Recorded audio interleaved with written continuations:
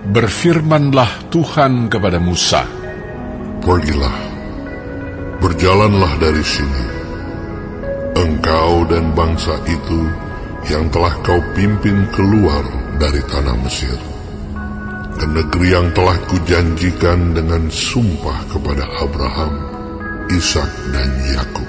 Demikian, kepada keturunanmu lah akan kuberikan negeri itu.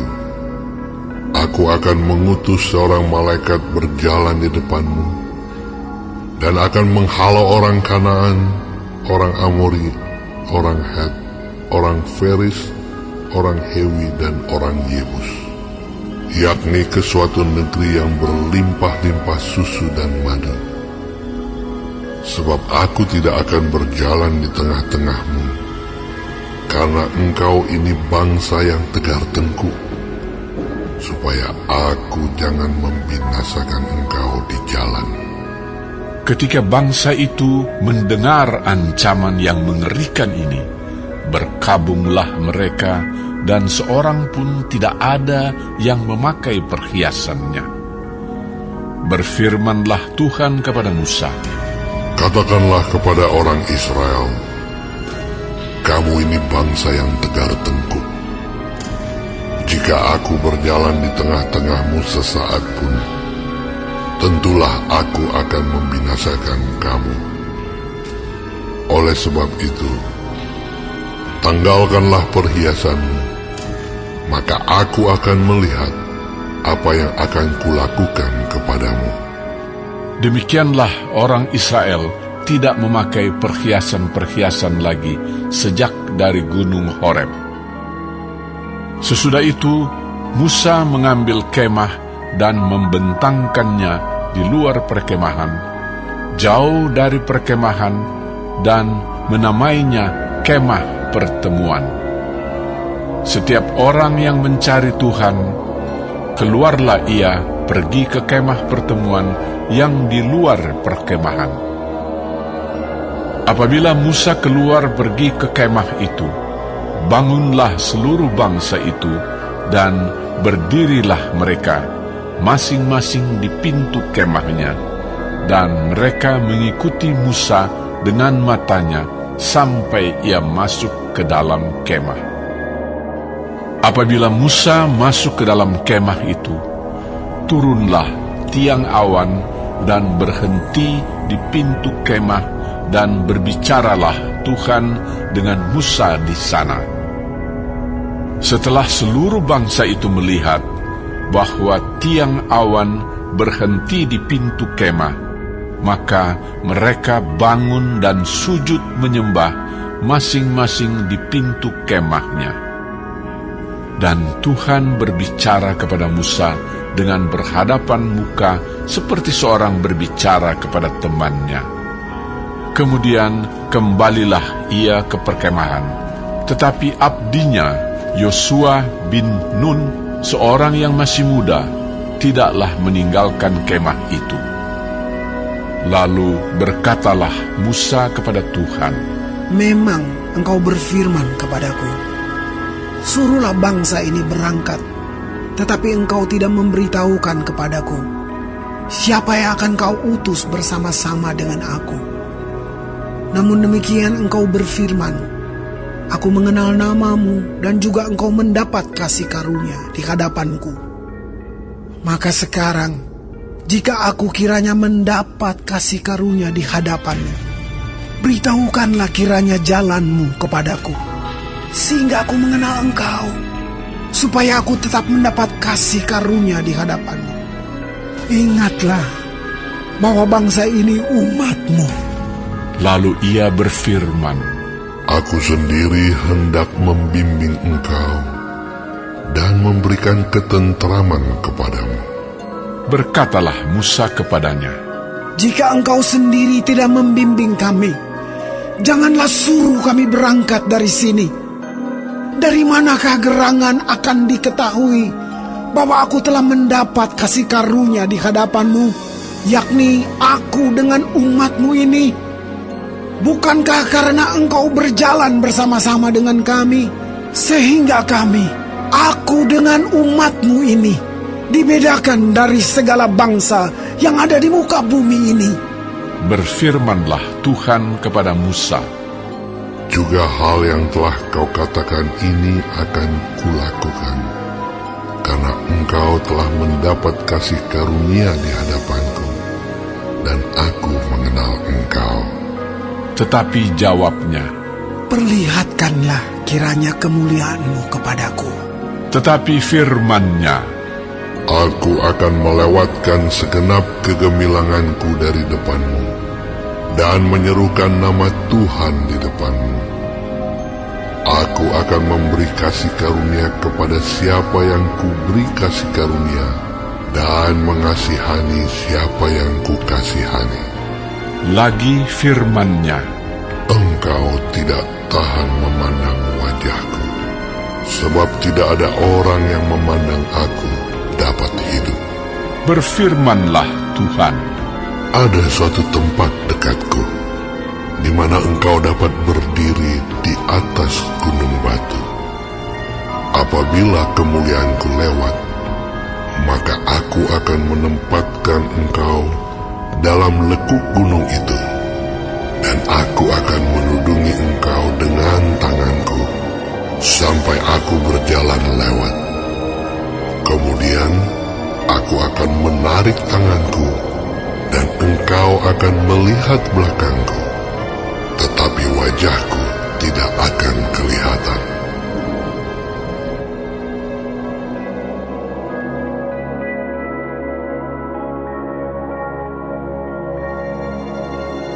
berfirmanlah Tuhan kepada Musa, Pahatlah 2 loh batu sama dengan yang mula-mula. Maka aku akan menulis pada loh itu segala firman yang ada pada loh yang mula-mula yang telah kau pecahkan. Bersiaplah menjelang pagi, dan naiklah pada waktu pagi ke atas gunung Sinai. Berdirilah di sana menghadap aku di puncak gunung itu. Tetapi janganlah ada seorang pun yang naik bersama-sama dengan engkau, dan juga seorang pun tidak boleh kelihatan di seluruh gunung itu. Bahkan kambing domba dan lembu sapi pun tidak boleh makan rumput di sekitar gunung itu. Lalu Musa memahat 2 loh batu sama dengan yang mula-mula. Bangunlah ia pagi-pagi, dan naiklah ia ke atas gunung Sinai, seperti yang diperintahkan Tuhan kepadanya, dan membawa kedua loh batu itu di tangannya. Turunlah Tuhan dalam awan, lalu berdiri di sana dekat Musa, serta menyerukan nama Tuhan. Berjalanlah Tuhan lewat dari depannya dan berseru, Tuhan, Tuhan, Allah penyayang dan pengasih, panjang sabar, berlimpah kasih-Nya dan setia-Nya, yang meneguhkan kasih setia-Nya kepada beribu-ribu orang, yang mengampuni kesalahan, pelanggaran, dan dosa, tetapi tidaklah sekali-kali membebaskan orang yang bersalah dari hukuman, yang membalaskan kesalahan bapa kepada anak-anaknya dan cucunya, kepada keturunan yang ketiga dan keempat. Segeralah Musa berlutut ke tanah, lalu sujud menyembah, serta berkata, Jika aku telah mendapat kasih karunia di hadapan-Mu, ya Tuhan, berjalanlah kiranya Tuhan di tengah-tengah kami. Sekalipun bangsa ini suatu bangsa yang tegar tengkuk, tetapi ampunilah kesalahan dan dosa kami. Ambillah kami menjadi milik-Mu.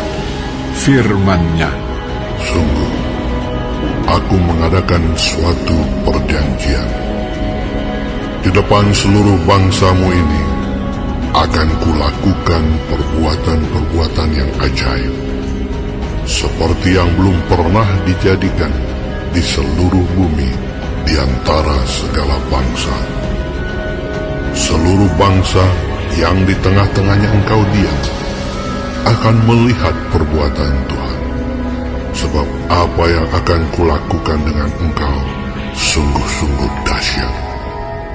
Tetapi engkau berpeganglah pada yang kuperintahkan kepadamu pada hari ini. Lihat, aku akan menghalau dari depanmu orang Amori, orang Kanaan, orang Het, orang Feris, orang Hewi, dan orang Yebus.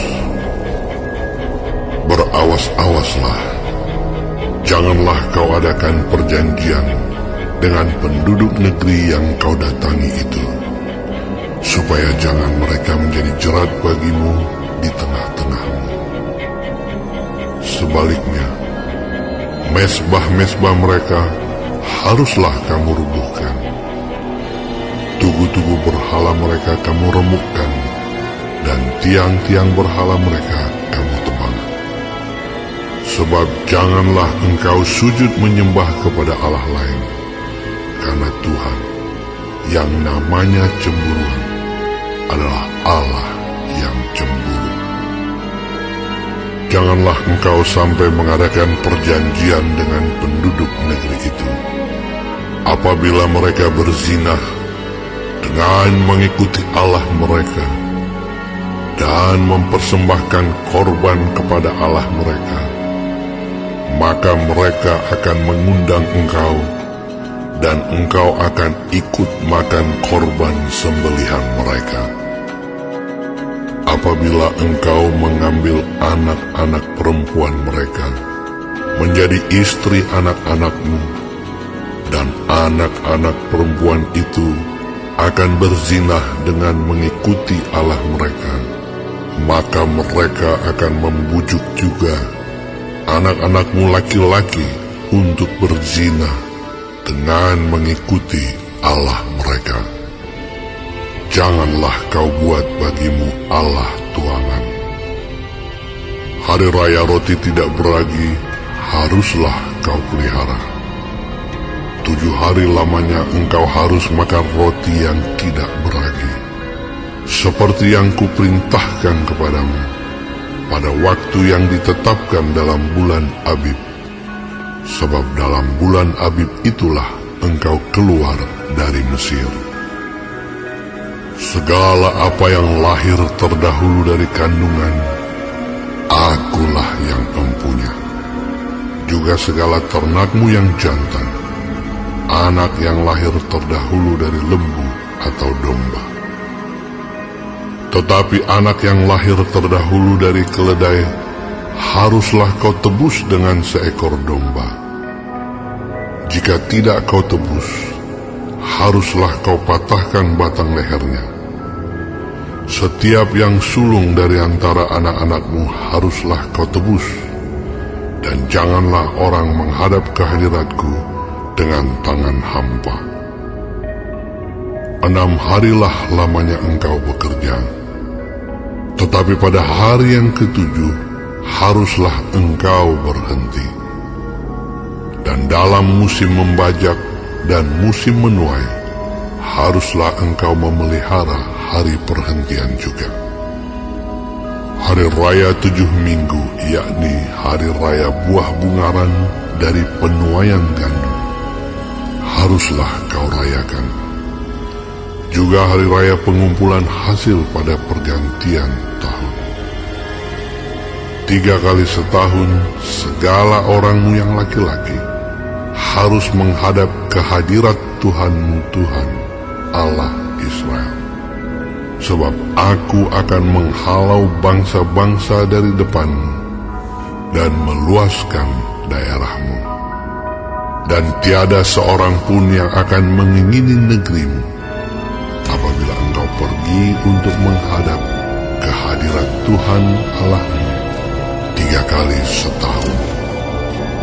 Janganlah darah korban sembelihan yang kepadaku kau persembahkan beserta sesuatu yang beragi. Dan janganlah ada dari korban sembelihan pada hari raya Paskah bermalam sampai pagi. Yang terbaik dari buah bungaran hasil tanahmu haruslah kau bawa ke dalam rumah Tuhan Allahmu. Janganlah engkau masak anak kambing dalam susu induknya. Berfirmanlah Tuhan kepada Musa, Tuliskanlah segala firman ini, sebab berdasarkan firman ini telah kuadakan perjanjian dengan engkau dan dengan Israel. Dan Musa ada di sana bersama-sama dengan Tuhan 40 hari 40 malam lamanya, tidak makan roti dan tidak minum air. Dan ia menuliskan pada loh itu segala perkataan perjanjian, yakni ke-10 firman. Ketika Musa turun dari gunung Sinai, kedua loh hukum Allah ada di tangan Musa ketika ia turun dari gunung itu. Tidaklah ia tahu bahwa kulit mukanya bercahaya oleh karena ia telah berbicara dengan Tuhan. Ketika Harun dan segala orang Israel melihat Musa, tampak kulit mukanya bercahaya, maka takutlah mereka mendekati dia. Tetapi Musa memanggil mereka, maka Harun dan segala pemimpin jemaah itu berbalik kepadanya dan Musa berbicara kepada mereka. Sesudah itu, mendekatlah segala orang Israel, lalu disampaikannyalah kepada mereka segala perintah yang diucapkan Tuhan kepadanya di atas gunung Sinai. Setelah Musa selesai berbicara dengan mereka, diselubunginyalah mukanya. Tetapi apabila Musa masuk menghadap Tuhan untuk berbicara dengan dia, ditanggalkannyalah selubung itu sampai ia keluar. Dan apabila ia keluar, dikatakannyalah kepada orang Israel apa yang diperintahkan kepadanya. Apabila orang Israel melihat muka Musa, bahwa kulit muka Musa bercahaya, maka Musa menyelubungi mukanya kembali sampai ia masuk menghadap untuk berbicara dengan Tuhan.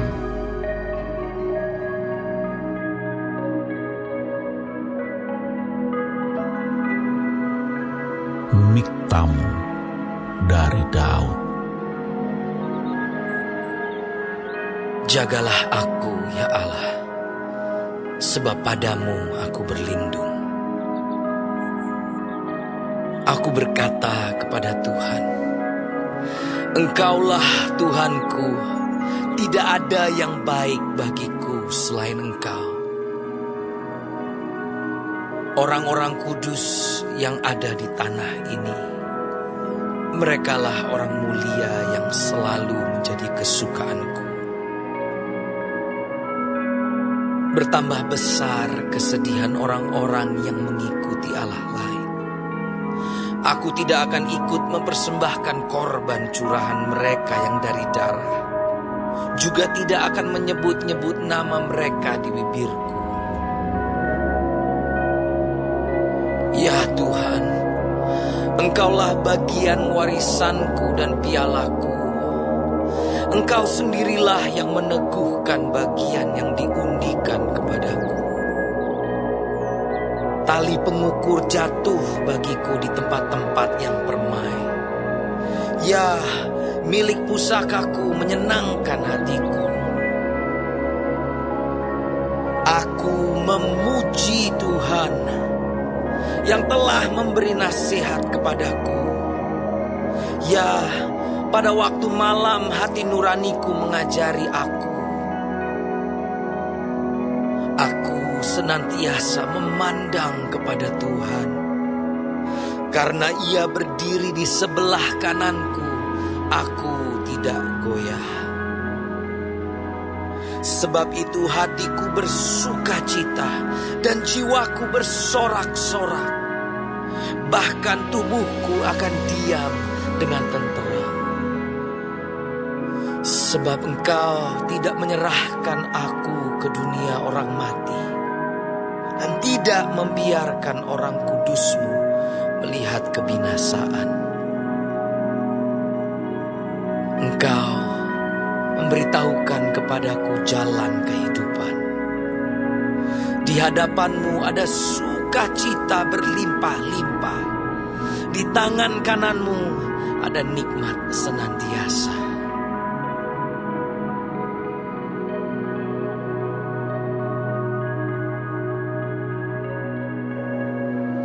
Sementara itu berkobar-kobar hati Saulus untuk mengancam dan membunuh murid-murid Tuhan.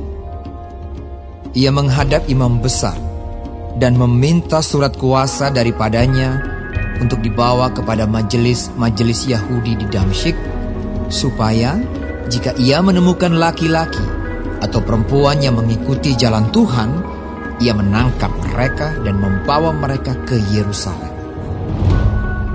Dalam perjalanannya ke Damsyik, ketika ia sudah dekat kota itu, tiba-tiba cahaya memancar dari langit mengelilingi dia. Ia rebah ke tanah, dan kedengaranlah olehnya suatu suara yang berkata kepadanya, Saulus, Saulus, mengapakah engkau menganiaya aku? Jawab Saulus, siapakah engkau Tuhan? Katanya, Akulah Yesus yang kau aniaya itu. Tetapi bangunlah dan pergilah ke dalam kota. Di sana akan dikatakan kepadamu apa yang harus kau perbuat. Maka termangu-mangulah teman-temannya seperjalanan, karena mereka memang mendengar suara itu, tetapi tidak melihat seorang juga pun. Saulus bangun dan berdiri, lalu membuka matanya, tetapi ia tidak dapat melihat apa-apa. Mereka harus menuntun dia masuk ke Damsyik. 3 hari lamanya ia tidak dapat melihat, dan 3 hari lamanya ia tidak makan dan minum. Di Damsyik ada seorang murid Tuhan bernama Ananias. Firman Tuhan kepadanya dalam suatu penglihatan. Ananias, Jawabnya, Ini aku, Tuhan. Firman Tuhan, mari, pergilah ke jalan yang bernama Jalan Lurus, dan carilah di rumah Yudas, seorang dari Tarsus yang bernama Saulus. Ia sekarang berdoa, dan dalam suatu penglihatan, ia melihat bahwa seorang yang bernama Ananias masuk ke dalam dan menumpangkan tangannya ke atasnya, supaya ia dapat melihat lagi. Jawab Ananias, Tuhan, dari banyak orang telah kudengar tentang orang itu. Betapa banyaknya kejahatan yang dilakukannya terhadap orang-orang kudus-Mu di Yerusalem. Dan ia datang kemari dengan kuasa penuh dari imam-imam kepala untuk menangkap semua orang yang memanggil nama-Mu. tetapi firman Tuhan kepadanya, Pergilah, sebab orang ini adalah alat pilihan bagiku, untuk memberitakan namaku kepada bangsa-bangsa lain, serta raja-raja dan orang-orang Israel. Aku sendiri akan menunjukkan kepadanya betapa banyak penderitaan yang harus ia tanggung oleh karena namaku. Lalu pergilah Ananias ke situ dan masuk ke rumah itu. Ia menumpangkan tangannya ke atas Saulus. Katanya, Saulus, saudaraku, Tuhan Yesus yang telah menampakkan diri kepadamu di jalan yang kau lalui, telah menyuruh aku kepadamu, supaya engkau dapat melihat lagi dan penuh dengan Roh Kudus. dan seketika itu juga, seolah-olah selaput gugur dari matanya, sehingga ia dapat melihat lagi. Ia bangun, lalu dibaptis. Dan setelah ia makan, pulihlah kekuatannya. Saulus tinggal beberapa hari bersama-sama dengan murid-murid di Damsyik. Ketika itu juga ia memberitakan Yesus di rumah-rumah ibadat dan mengatakan bahwa Yesus adalah Anak Allah. Semua orang yang mendengar hal itu heran dan berkata, "Bukankah dia ini yang di Yerusalem mau membinasakan barang siapa yang memanggil nama Yesus ini? Dan bukankah ia datang ke sini dengan maksud untuk menangkap dan membawa mereka ke hadapan imam-imam kepala?" Akan tetapi Saulus semakin besar pengaruhnya dan ia membingungkan orang-orang Yahudi yang tinggal di Damsyik, karena ia membuktikan bahwa Yesus adalah Mesias. Beberapa hari kemudian, orang Yahudi merundingkan suatu rencana untuk membunuh Saulus. Tetapi maksud jahat itu diketahui oleh Saulus. Siang malam, orang-orang Yahudi mengawal semua pintu gerbang kota supaya dapat membunuh dia. Sungguh pun demikian, pada suatu malam, murid-muridnya mengambilnya dan menurunkannya dari atas tembok kota dalam sebuah keranjang. Setibanya di Yerusalem, Saulus mencoba menggabungkan diri kepada murid-murid. Tetapi semuanya takut kepadanya, karena mereka tidak dapat percaya bahwa ia juga seorang murid. Tetapi Barnabas menerima dia dan membawanya kepada rasul-rasul dan menceritakan kepada mereka bagaimana Saulus melihat Tuhan di tengah jalan dan bahwa Tuhan berbicara dengan dia, dan bagaimana keberaniannya mengajar di Damsyik dalam nama Yesus.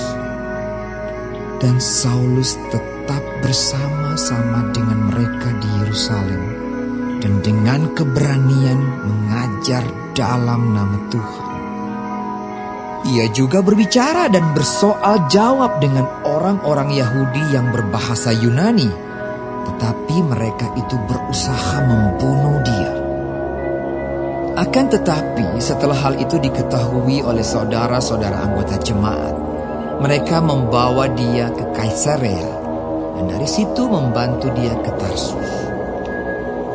Selama beberapa waktu, jemaat di seluruh Yudea, Galilea, dan Samaria berada dalam keadaan damai. Jemaat itu dibangun dan hidup dalam takut akan Tuhan. Jumlahnya makin bertambah besar oleh pertolongan dan penghiburan Roh Kudus. Pada waktu itu Petrus berjalan keliling, mengadakan kunjungan kemana-mana. Dalam perjalanan itu ia singgah juga kepada orang-orang kudus yang di Lida.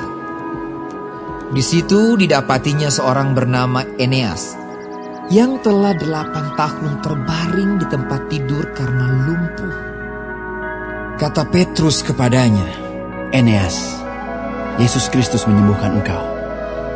Bangunlah dan bereskanlah tempat tidurmu." Seketika itu juga bangunlah orang itu. Semua penduduk Lida dan Saron melihat dia, lalu mereka berbalik kepada Tuhan. Di Yope ada seorang murid perempuan bernama Tabita. Dalam bahasa Yunani, Dorcas.